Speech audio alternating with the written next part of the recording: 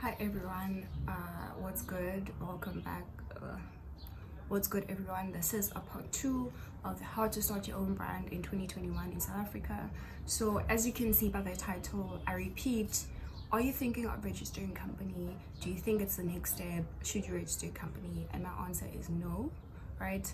I know if you watch the first video and you're motivated to start your own brand, to start with an item, to start with samples, maybe a capsule collection, but you are motivated to start, or you've been informed by the first video and you want to expand your company or implement the suggestions I did, and now you're probably thinking, let me go register my company.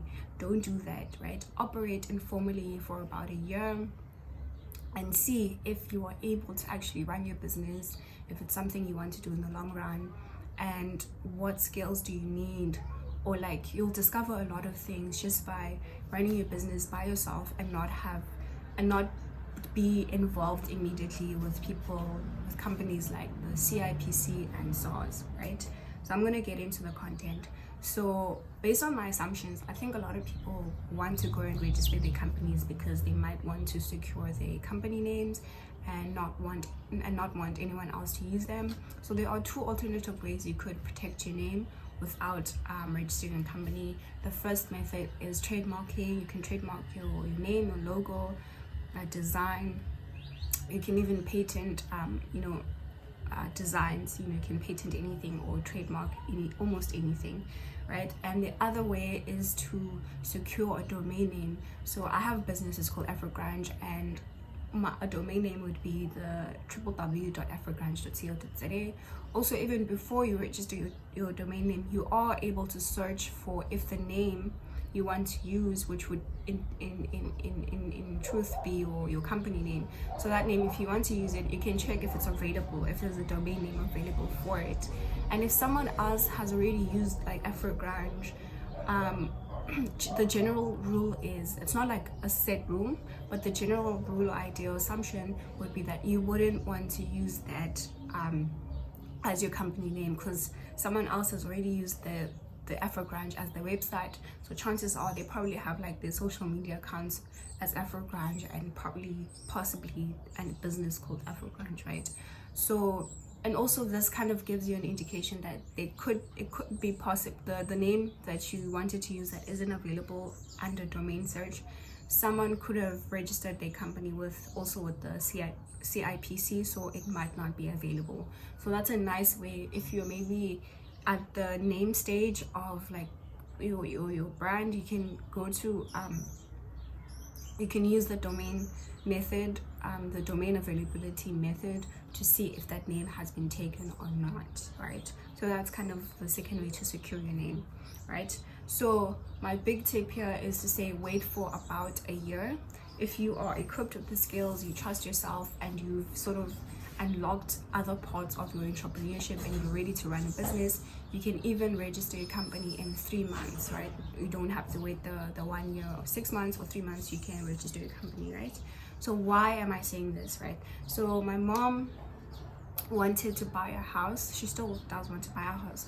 So I was like heavily searching on how to get a house, what steps you need to follow, and I came across I already knew about the Financial Bunny, but I came across a video done by the Financial Bunny where she explains like steps you need to do to buy a house. And the one tip she gives people that stuck with me was that you need to wait for about a year. So that year you're not just sitting and not doing anything, you're actively searching for a house, you are actively communicating with estate agent, you understand their jargon, their language. You even go physically and view houses and see like the tricks that they use. Maybe they use lighting to make the house look bigger, but you're there, you see that the house is small. So you're able to experience the ins and outs of house purchasing without just going to one house and signing like contracts, right?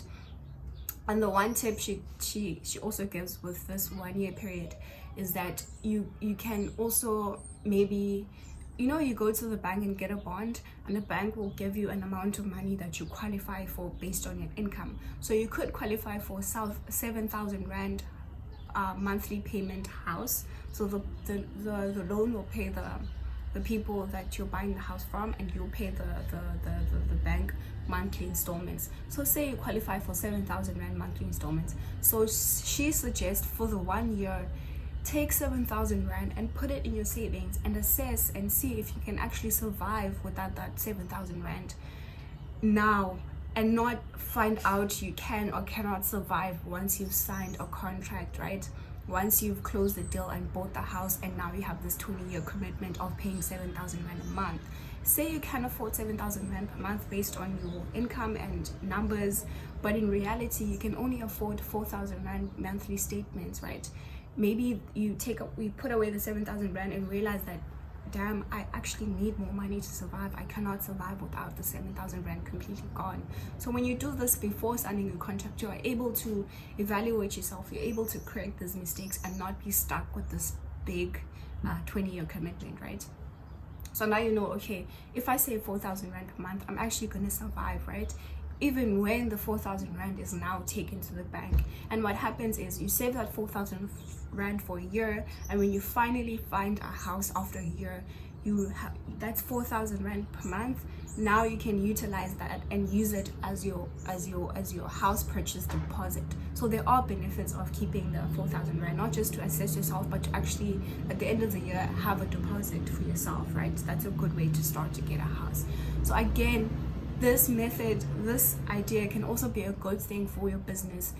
Again, don't immediately go to the CIPC, don't register, run your business for that 1 year, see where you lag as an entrepreneur or as an individual, and assess those things and correct those things before you go to the CIPC and become I'm gonna botch this name, but before becoming a statistic of, you know, how this part of the statistic of businesses failing to run in the first 2 to 5 years, right? I almost became part of that statistics, because what I did was I completed my studies and I immediately started a brand, right? And I immediately went to the CIPC. I wish someone stopped me. I went to the CIPC to register, and I was automatically registered with SARS. So when you register with the CIPC, there's this thing called compliance that you have to deal with. So you have to be compliant, because the CIPC immediately registers you with SARS, and with SARS, even with the CIPC, you have to be compliant. With with SIPS, I'm going to call it SIPS. With SIPS, you have to file annual returns with SIPS, and then with SARS, you have to do your tax returns. If you employ someone, you have to pay UIF. So based on your company and, you know, what you have, your status, how you're running it, which entity you want to register as, there are sort of rules and regulations, which is called compliance, that you need to follow with SARS, right? Basically, you're paying tax. That's like the sum. If you sum it up, you have to pay tax. That's it, right? So so I've covered compliance. Oh, side note, right? I'm sorry to all the financial companies that will see this, but there is no need for you to pay a financial company a package price of 550 to register your company. Registering your company only costs 175 rand, or when I registered in 2018, it was only 175 rand. It was not 550 to register your company, to get your documents and a BEE certificate. You register, you get your BEE certificate for free, and if you want to update your BEE certificate, you can go to the police station for free, right? So what I did was I went to a friend of mine accompanied me, right, the first time, and then I went for the second time to actually register, right? So I went there, and you literally sign up like you're signing up for a gift card or anything online. So they had these screens, and then you fill out your details, and then you have to have four to five name options for your company. So my company was Afrogrunge, so I wrote Afrogrunge. The first option was Afrogrunge in all capital letters as one word. The second option was Afrogrunge with a space in between. So I just played around with Afrogrunge, right, and the different combinations. But make sure that the first name you want to go with is your first option. So if that is not available, then the SIPs will look at your second option, and so on and so forth. But you do that, you fill out your details, you give them your company name options, and then I think they bank with ABSA. So once you're done, you get a customer code, and then you go to ABSA and you deposit 175 or 180, and then you use your customer code as reference, so that money is put in your customer interface. So once you're done, you're gonna have login details, and you'll log on your portal basically. So that money will reflect there, but obviously they'll take it because it'll be payment for your registration. Cool. However, right, you can still use the package thing, the 550 package from financial services. There's nothing wrong with that. I'm actually gonna cover that. If you want someone else to do work, like if you want someone else to work for you or cover parts of your cover different aspects of running your business for you, like getting assistance and outsourcing work, there's nothing wrong with that, right? It just makes you more efficient. So if you want someone else to cover that for you and you can afford to have that covered by someone else, by all means do that. But I just want to make people aware that it only costs 175 rand. It could be more now, but to register your business. Cool. So I am now on point 5, and point 5 says I must introduce myself. So again, my name is Anita. I run a brand called Afrogrunge. I also sell plain t-shirts on Instagram, and that is called, the account name is at unbranded _ t-shirts, right? So I again will say that I'm not like a business startup guru. I'm solely saying everything that I'm saying based on my personal experiences. I wish I had a video like this 3 years back, when I went to CPIC to register immediately without even having sold anything, without even having stock. I went to CPIC, then I came home and I started my business. I wish I did the opposite thing. So I'm sharing this information just to sort of warn people or advise anyone that's wanting to start a business and is excited by the fancy things of having a company registered, having beautiful logos, having this and that, before they actually have products, before they have customers, before they practice what they want to do and see if it's a right fit for them, right? So that's why I'm doing this. I wish I had this information when I started out, right? So basically, we tend to start businesses because we have this one skill. I did the same thing. I went to CPUT, I graduated. My third year was done, and then I was like, okay, I'm not sure what I want to do, so I applied for BTech to sort of give myself a year to think of what it is I want to do. I finished my BTech. I was like, okay, you know what, I want to start my own brand. That's the first mistake I made, by going straight to CIPC instead of just starting the brand without having to deal with compliance. So I was like, okay, I want to start my own brand. I really don't want to get a job, because I feel like if I get a job, I'm gonna get job money, security, the benefits of having a job, and I'm probably never gonna start my own project. So let me just start now and see how it goes, and if it doesn't work out, then I'll start looking for jobs, right? Or if I'm not happy or it fails, whatever happens, then I'll consider like getting a job. Cool. So again, we start with one skill, but then when you actually run your business, you realize that you need more skills. So I am skilled in making clothes. I know how to make clothes, and my goal was to sell clothes. But then I didn't realize that I would need to have different aspects, different skills of being like a full entrepreneur or full business owner, right? So you need to learn how to negotiate. You need to be able to market your business. You need to manage your projects. You need to manage your time. You're gonna have meetings with people. You need to be on time. You need to be ethical. You need to have values. You need to have morals.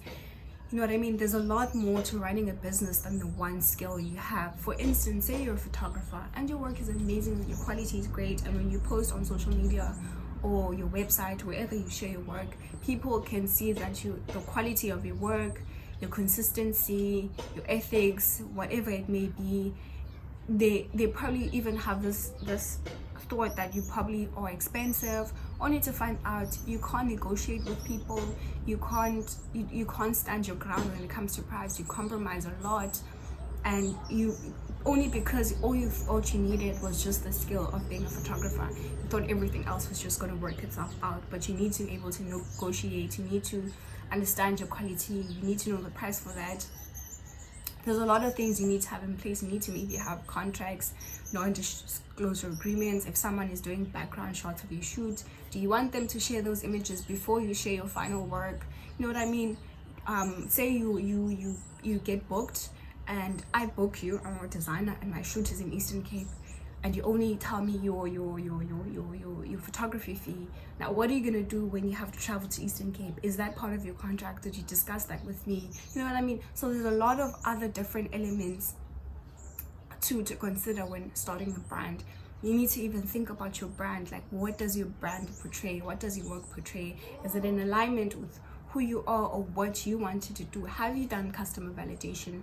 Are the clients you are targeting the same clients that are actually wanting your services, right? So that's considered customer validations. The people you hypothesize to be your target market, are they actually the people that are literally using your services, right? And why are those people using your services? Are those the same reasons as to why you thought people would use your photography services? Are they using your services because of those reasons, right? So there's a lot of things you will discover about yourself, about your business.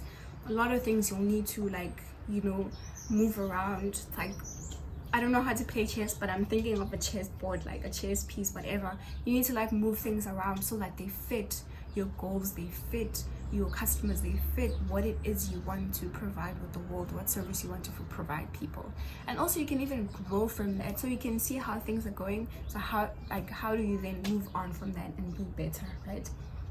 So number 7, the reason why I'm saying wait a bit before registering with the CIPC is because you get automatically registered with SARS, right? And with SARS, you will need to have an accountant. You need to understand your finances, or you need to be able to do some basic, you need to have some basic accounting skills, right? Remember, you started the business knowing fashion, and now I discovered I need to have accounting skills. You started the business doing photography, graphic design, but you need to have some basic understanding of accounting, or be open to hire someone that's gonna do accounting for you, right? Outsource this work. I know based on my experience, I'm very close-minded, I'm very stubborn. It takes some time for me to adapt, but I've learned to adapt quicker. I've learned to realize that holding on to things, being like this, you know, keeping to myself is not going to help me when it comes to running a business. So I'm learning those things. So I want you to not learn those things while you have to deal with SARS, while you have to submit. Learn those things in your own time, your own pace, without any added stress, right? Anyway, you'll need to have an accountant. You'll need to understand, not even for SARS. So that's why I'm saying don't register with SARS. Do these things, right, for yourself as well, because you will need to know these things. Don't do what I did. You know, I registered, right, and I was included with SARS, and then at the end of my financial year, SARS was like emailing me, you need to submit. I don't know what the hell the submissions, I don't know what I have to submit. I needed to find an accountant. So I'm doing things in a rush, and I'm not able to assess anything. Am I getting the right accountant? Are they able to understand my business as a fashion designer? You know what I mean? So do these things relaxed, my guy, in a year. Do these things with when you're able to also, when they happen, you're able to learn from them yourself. You're not like in a rush, you're not under stress, you're not panicking, you're not having breakdowns, right? Anyway, finances, you need to understand your finances. You need to record everything, all your expenses, all your incomes. On the 5th of January, I bought fabric worth 100 rand, and keep the slip, right, to confirm that you actually did that. Your bank statements, have them ready, so that your accountant can see your transactions. You can also understand where your money is coming from and where your money is going. And say you have goals for your business, like financial goals or just general goals. Knowing your finances could help you achieve those goals. For instance, so an example, right? I hate when I shop online and I have to pay for shipping.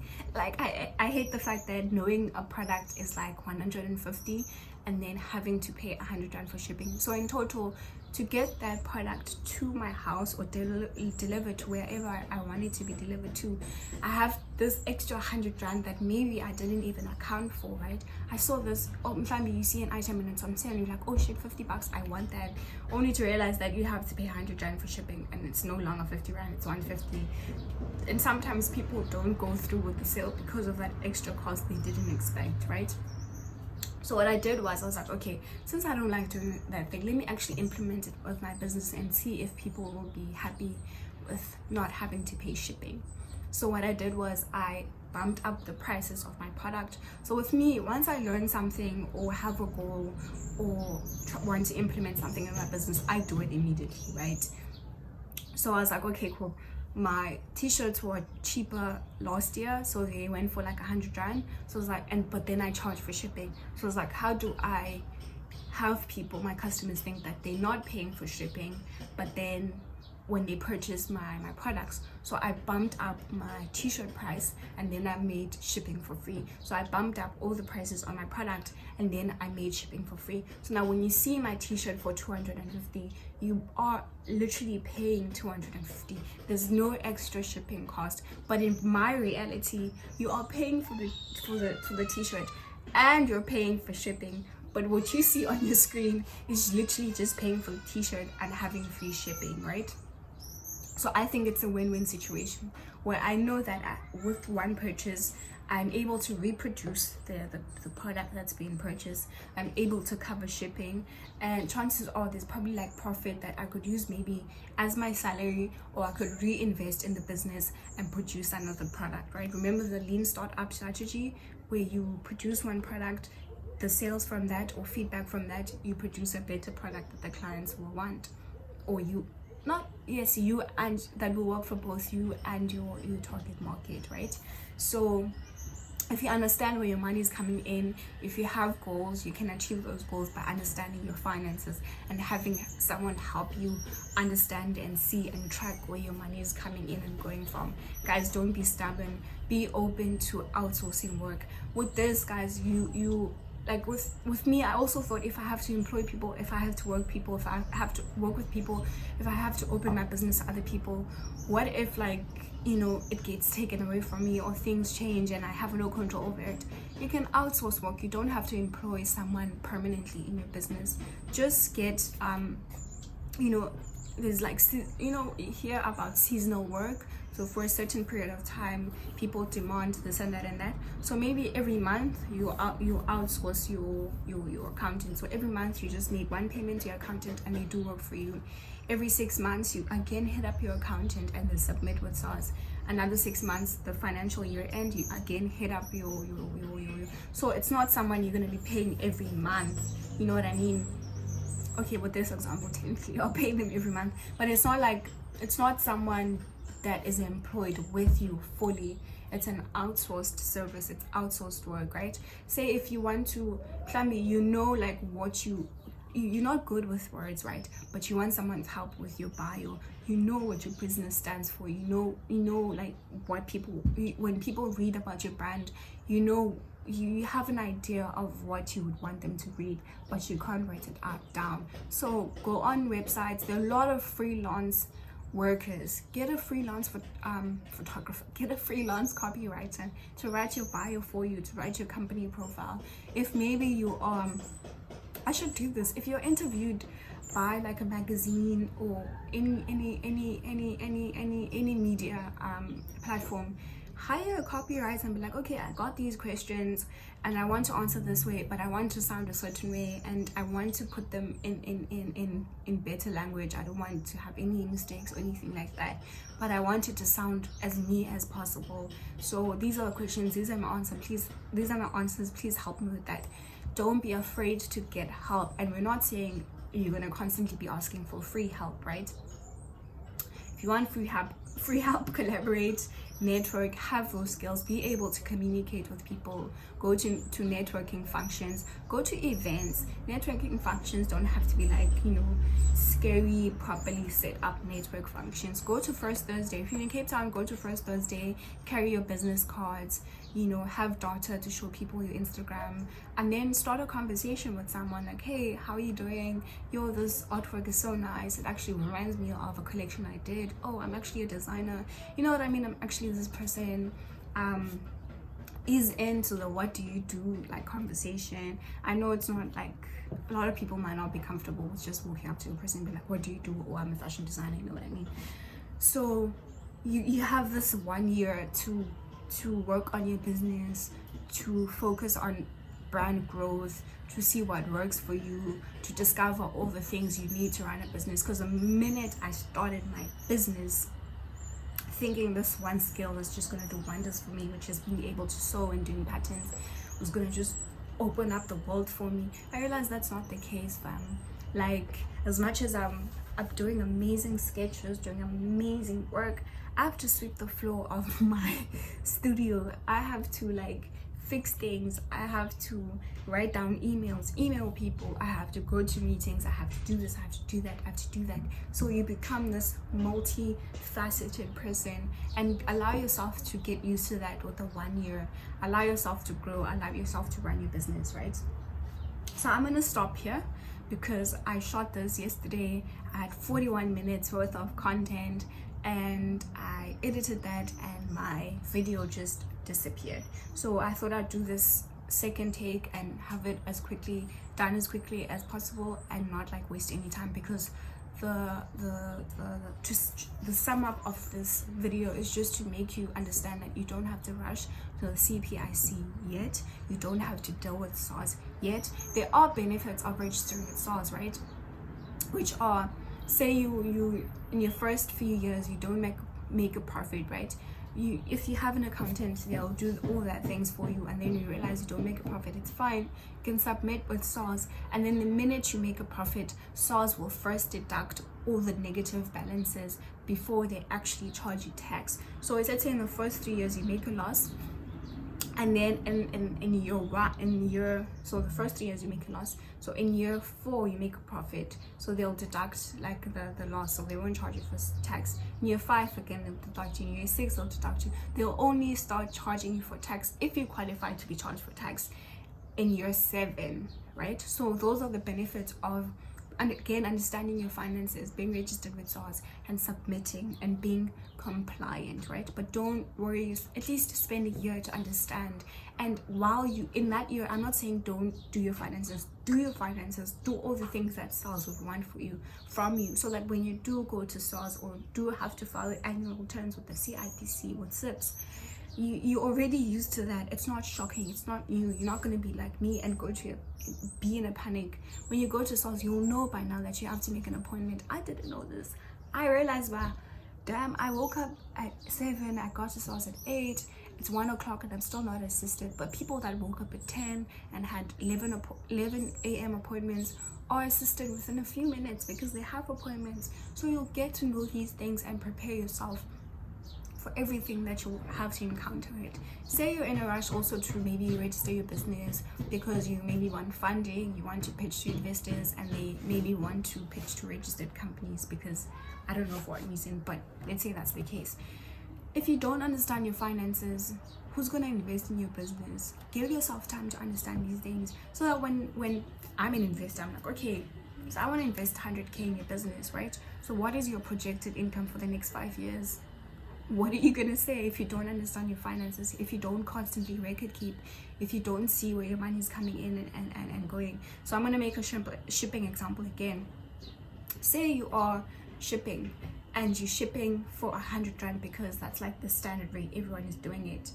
That's not the right way of doing things. You need to ship for 100 rand knowing that your parcel actually costs you 65 rand, but you're charging people 100 rand. So if you record keep and understand your finances and just keep track of how you're spending money and where it's coming in and how it could come in, right? If you understand those things in this example, you'll understand this example, right? So you buy satchels for 65 rand, you charge people 100 rand. You see there's like a 35 rand income there, right? You can take that 35 rand and maybe invest it in your packaging, like maybe the tissue wrap. You can maybe invest it in your branding, have stickers, do business cards. You can reinvest that money. That's income, right? That's coming in. It's not income that you expected because you're a fashion designer, so you thought your income would just come from selling clothes. That's income coming from a different aspect of running your business, which is through shipping, right? It's not income that's directly coming from selling this corset. So I'm not getting income from the profit I make from the corset. You're literally making income from shipping an item, right? Because there's that fee that's if you pay the company Outsource 265 rand for shipping, you still have the 35 rand given to you by your customer that paid for shipping, right? So things like that you'll be able to see. Monies that are just coming in like that, you'll be able to see if you keep track of your finances and if you are financially literate. I'm so hurt, as I don't want to make this about race, but I'm so hurt as a black person, or as me not as being black, but as me. I'm so hurt, whatever. I'm so hurt that I'm only becoming financially literate now. I wish I grew up just being taught about money and understanding its value and how you could manipulate it and maneuver it and have it work for you, right? Or understand it in a way that when you set goals around money, they happen because you can see like how things are going around money. But just understand that with running a business, you're going to need to have multiple skills apart from the skill that you thought you needed to run your business. If you don't have those skills, that's not a train smash, but you'll discover that you need those skills. And another way to supplement not having those skills would be to be open to outsource work with freelancers, work with professionals that have those skills, so that you run your business stress-free and you enjoy the reasons as to why you started your business, because you won't be stressed about all these things you cannot do. And the cool thing about freelancers, I think, or any other profession, you'll get to learn from them as well, because they'll be interacting directly with you and interacting with you because you want to better your business and they want you to provide you with the best quality of the work, of a skill, right? And the skill that you need in your business, right? Don't rush to register with the CIPC. Understand your finances and be patient and give yourself time to actually, chessboard your business. You know what I mean? Grow with your business, understand it, appreciate it, so that when you go to SARS, I'm going to botch this name again, you don't become the statistics that fails within the two, because when you go to SARS, you're already prepared. You know what I mean? You're not going there for failure. I'm not saying failure is a wrong thing, because I've failed a lot in my business. I've failed so much in operations, and those failures, I've now understand that they have become my growth, my strengths. You know, as a person, you have strengths and weaknesses. You know, that SWOT analysis thing. It's okay to fail, guys. You can even turn your failure into opportunities, because now you've learned from them. You know what I mean? Now you understand that this is how things should be, or this is how things can happen. So now you know how to avoid those things. For instance, I had a job interview with TFG, and those guys were great. I feel like I know I didn't get the job, but they were so intrigued with the fact that I could assess my downfalls, and I've learned from them. So I made an example with SA Fashion Week. So SA Fashion Week was, in school, we're taught to you need to enter competitions, broaden your portfolio, or do this, do that. It's only a competition, it's not going to hurt you. So I was excited to enter SA Fashion Week, and then it's my ignorance, but they literally told us that you have to cover your expenses. You need to get to Joburg yourself. You need to cover accommodation. We will not cover those things. We're just offering you with a platform to showcase we have this competition for you. That's it. I was so excited. I applied. I had to go to Joburg. I had to go to Joburg twice. Therefore, I had to book return tickets twice. I had to accommodate myself twice. I had to buy all the models shoes. and like I didn't plan for that. Like I honestly didn't plan for that. And so, you know what I mean? So I was in stress, I was breaking down, and there was like this big thing that happened with the shoes. I don't want to get into it, but I was literally breaking down. Like I had a mental breakdown. I was crying, like inside, outside, I don't know, but I was just, my whole body was hot. Like if corona was like a thing back then, I would have, like, based on my temperature, I would have had corona. Like the temperature thing would have spiked up. But anyway, from that experience, I realized that I'm not ready for that. I'm not ready for competition. I'm not ready for runway. I can't afford that. But at the same time, I got to see what standard is set to showcase at SA Fashion Week, what you need to do, to like what kind of designer you need to be to blend in well with SA Fashion Week or be in such a space, you know what I mean? So I now know what I need to do if I want to be that type of designer, right? I now know where I am, what my standard is. So I was able to not only assess myself as a brand owner or my business, I was able to assess how the industry ran. So I got industry insight in terms of like how fashion businesses operate in South Africa and what standard you need to be to be in such spaces and such platforms. So as much as it was not the best experience, there were moments where it was like flip, and there were moments when it was like, this is the best thing I could have done for myself. But with that combination, I got to learn a lot. So when failure happens, it's gonna be hard as fuck. You know, I'm sorry, it's gonna be very hard. I'm sorry, it's gonna be very hard. It's gonna be very hard. You know, you're gonna be in pain or you're gonna have breakdowns, whatever. But I trust you, after those experiences, you will have learned something. You'll understand that, okay, that didn't work out for me, or this is what happened. Now this is how I have to maneuver. This is how I have to do things in my business if I want to be better and grow, or you can even get a direction of, okay, I don't want to be part of that scene, I want to be a part of this scene, so this is what I have to do, you know what I mean? So there's a lot of examples I could give you, but I don't want to make this video super long. So again, thank you for watching. If you appreciate this video, have learned anything from it, don't forget to like it and subscribe. I'll link all the links I have talked about that will be of benefit to you in the description box. So don't forget to see all the links. For instance, if you want to register, what website you have to go to. If you want to search your domain name, I'll forward a link for that. Also, in the previous video I even mentioned like it's fine, but I'll drop all the links. I'll even have links that I spoke about in the previous video but didn't cover in this video, just because that video got deleted and I had to do this one very quickly. But I'll add all the links. I'll explain why I added those links, because I'll have extra links. Thank you for watching, and bye.